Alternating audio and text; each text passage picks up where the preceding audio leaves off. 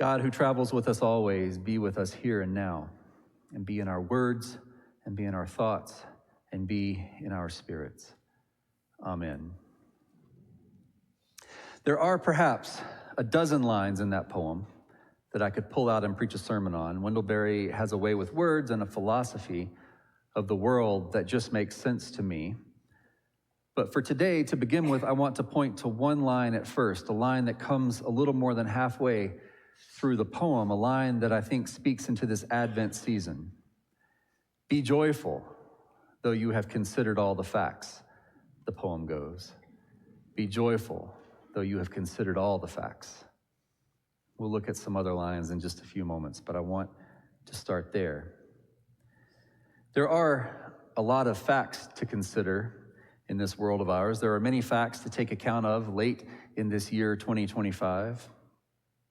I'm always wary of speaking too confidently on behalf of everyone because I know that all of us see the world differently. I know that none of us understands the state of things quite in the same way as everyone else. But I think it is true that the facts of this world in this time and in this season, the facts do not lend themselves to optimism. The facts of this world are troubling. The facts of this moment are not always worth celebrating, and that is true globally, and it's true locally. That's true in so many of our lives, and it's true in our communities, even in a community like this one. We live, as they say, in troubled times.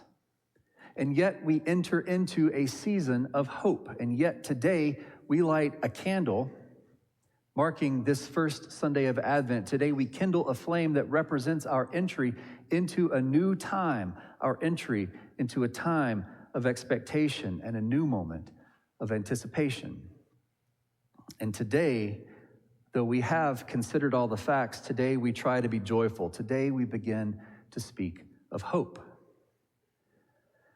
The prophet Isaiah lived about 2,700 years ago, in another one of those times when it could be difficult to muster very much optimism.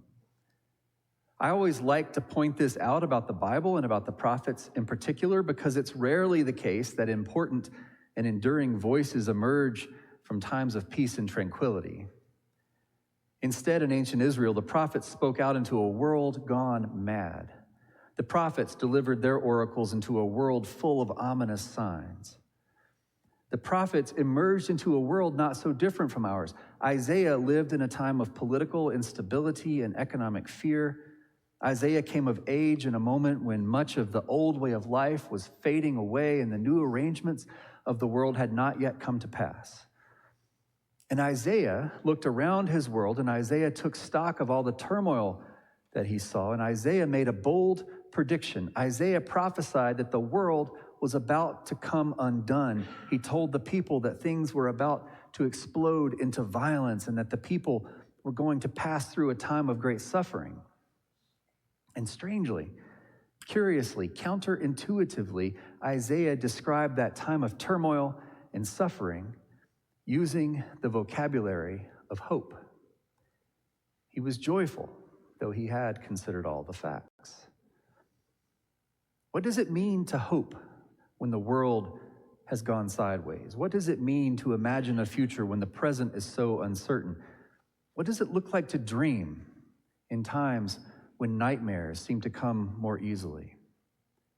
Isaiah looked around his world and he saw all the signs of a world coming apart. He saw armies on the march and he saw politicians faltering, and Isaiah saw a great moral failing of the people who no longer seemed to be able to tell right from wrong, and Isaiah began to speak of hope. Isaiah began to describe a day when the troubles would have ceased, and he began to describe a day when the fortunes would have reversed. Isaiah began to describe a time when the nations would stream together and when people would live in mutual understanding. And Isaiah began to dream of a moment when even the weapons of war would be transformed into implements of well-being, when no one would study war anymore. I was in Boston last weekend for the annual meeting of the Society of Biblical Literature and the American Academy of Religion, which is a big conference for scholars of religion. About 8,000 of us gathered together. And on Sunday afternoon, I was on a panel. The way it works is that different study groups organize panels of scholars who each present papers on a common topic. And the panel I was on was a panel about immigration and incarceration in the Bible. And we had plenty to talk about. The first speaker on the panel told the story of his conversations, his research with Latino pastors in prison. These are pastors of churches in the United States who have been rounded up and arrested by immigration officers and put into prison. And this scholar who was giving the paper, he was describing the ways these pastors work in the immigration prisons to minister to the others who are incarcerated there. And it was remarkable. This scholar was describing the way all of these inmates understood themselves alongside the story of Joseph from Genesis. Joseph, who was betrayed by his brothers and sold into captivity and trafficked and mistreated. This scholar told the story of how the pastors were preaching the message of Joseph to the people there in the prison, that they could see themselves in their own stories, in Joseph's story. Joseph, whom God vindicated and raised up eventually to a position of dignity and power.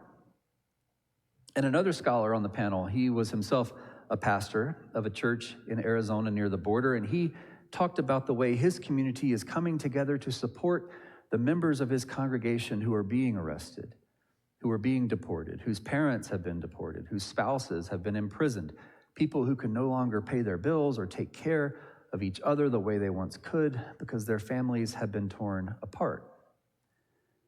And another scholar in his paper talked about his native country of Brazil and the way that country is being torn apart by an authoritarian politician who resists letting go of power. And the final panelist, besides me, was the leading Christian theologian of the Palestinian people. The final panelist lives in the West Bank, not far from Jerusalem, and he spoke of the humiliation of checkpoints, and he spoke of the sounds of missiles and bombers overhead and sirens passing by, and he spoke of the mass imprisonment of so many Palestinians, often locked up indefinitely and without charges. And he spoke of the way the children of Palestine still want to talk about their dreams. In the way these kinds of panels work, after we all give our papers, there's time for discussion. And in our conversation, we talked about those dreams. We talked about the practices of hope, and we talked about whether hope is a useful way to view the world. Because after all, hope is not a thing that is equally available to all of us all the time. Hope is not a universal commodity. It takes a bit of privilege in this world, and it takes the right circumstances to be able to feel hope. And we did not answer in that panel on that day the question of hope. We did not succeed in figuring out the solution to the problem of hope and despair. But I left that session very much aware that hope can never be a feeling. Hope can never be a hollow sentiment. I left newly aware that hope cannot remain a hollow idea on a holiday greeting card, but that hope must always be a practice. Hope must always be a thing we do. It must always be a way we live, not for ourselves, but for everyone else. Hope must be a way we live for pastors and congregants and immigration prisons and children left parentless, and for countries torn open by political strife, and for kids growing up wondering if they dare to talk about their dreams. When the prophet Isaiah talks about hope, he talks about a future on the far side of suffering. He talks about the way despair cannot win out forever, and the way that even the metal of a sword can be reshaped into a hook for pruning fruit trees. And that is a form of hope.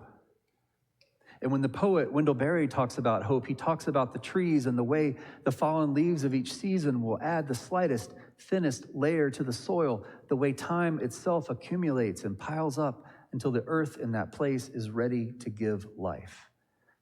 And that is a form of hope. I like that metaphor. I like it enough that I want to read that little section of the poem again so that it's fresh in our minds. Plant sequoias, the poet says.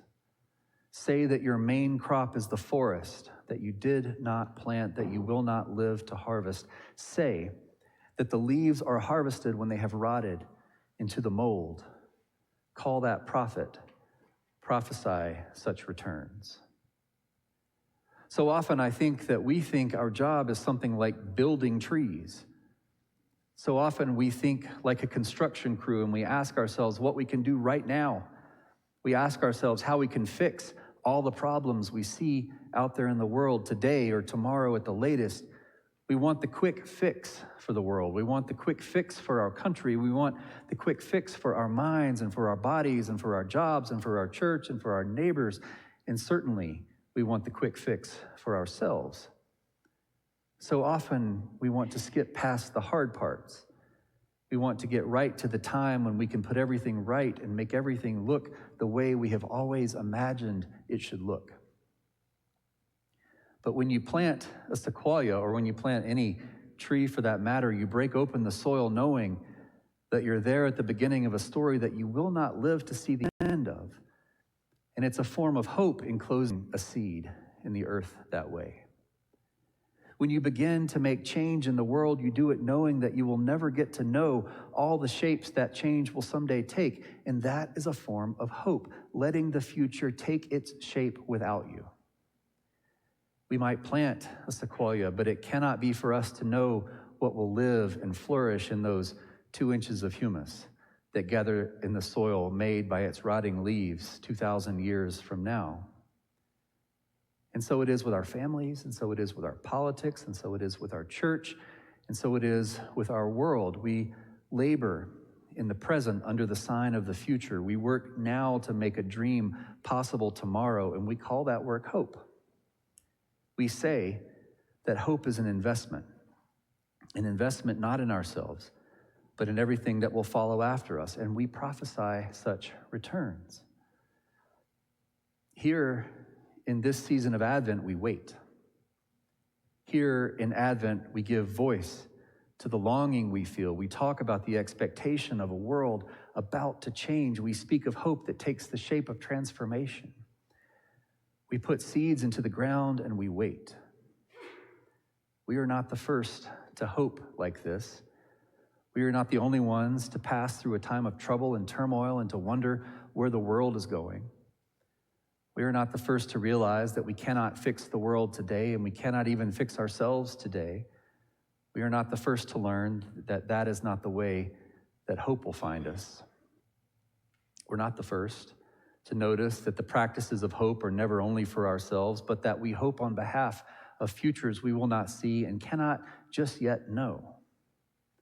We come to the realization, like others before us, that the hope we live out today is what makes possible the dreams of children. We come to know that the living of our hope today creates the soil where something grows tomorrow, on the far side of turmoil, on the other side of some suffering.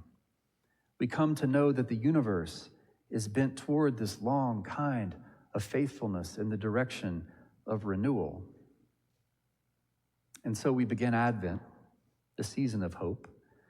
Advent, the season of expectation, and the season of longing, and Advent, the season of waiting. We wait, and we hope, and we long for the faint chattering of the songs that are to come, and we expect the renewal of the world. Amen.